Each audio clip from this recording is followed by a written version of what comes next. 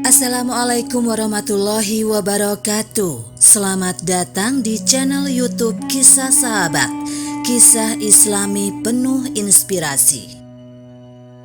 Kisah dua perempuan yang masuk neraka justru yang rajin sholat. Cendekiawan Muslim Profesor Dr. Nurkolis Majid MA tahun 1939 hingga 2005 atau populer dipanggil Cak Nur, mengingatkan sebuah hadis tentang kisah dua orang wanita yang satu masuk neraka dan satunya lagi masuk surga. Anehnya, perempuan yang menerima siksa neraka tersebut justru yang rajin sholat, puasa, dan zakat. Mengapa begitu? Dalam buku berjudul Kontekstualisasi Doktrin Islam dalam Sejarah, saat membahas masalah simbol dan simbolisme dalam ekspresi keagamaan, Cak Nur menyebut hadis ini dari Abu Hurairah radhiyallahu anhu.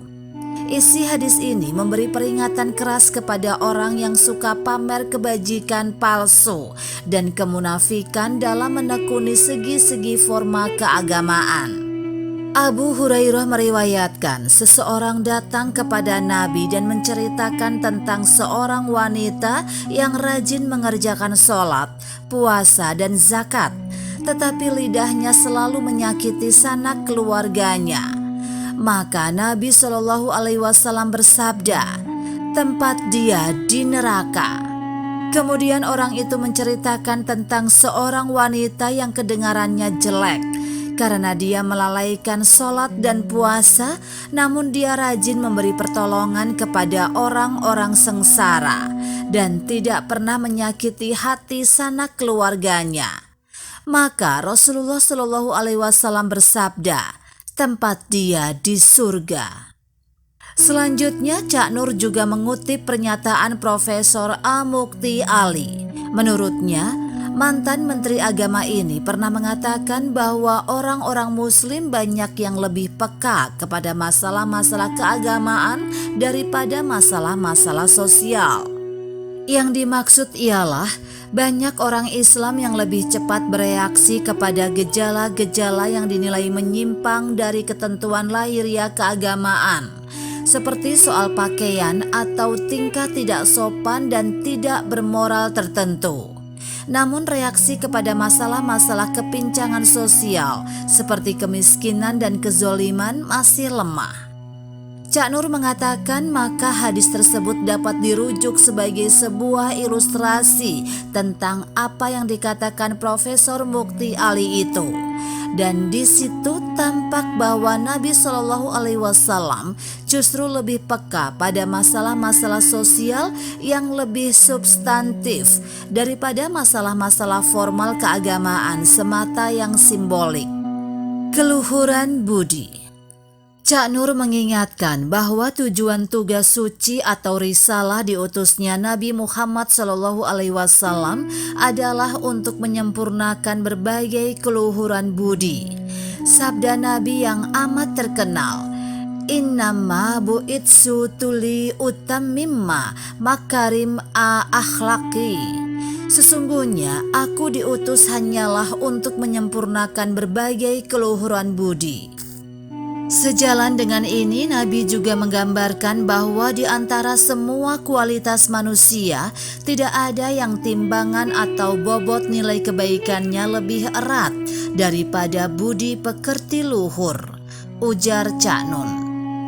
Rasulullah SAW bersabda, "Mamim syai'in fi ilmizan i'atshal ummin husni ikhulaki." Tiada sesuatu apapun yang dalam timbangan nilainya lebih berat daripada keluhuran budi.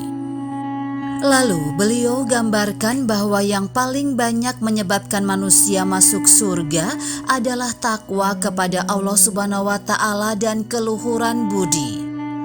Sebuah hadis otentik, "Aksyar'u mayudkil'u ijannat at-taqwa ilai'i wa husnu ikuluki." Yang paling banyak memasukkan orang ke dalam surga ialah takwa kepada Allah Subhanahu wa Ta'ala dan keluhuran budi.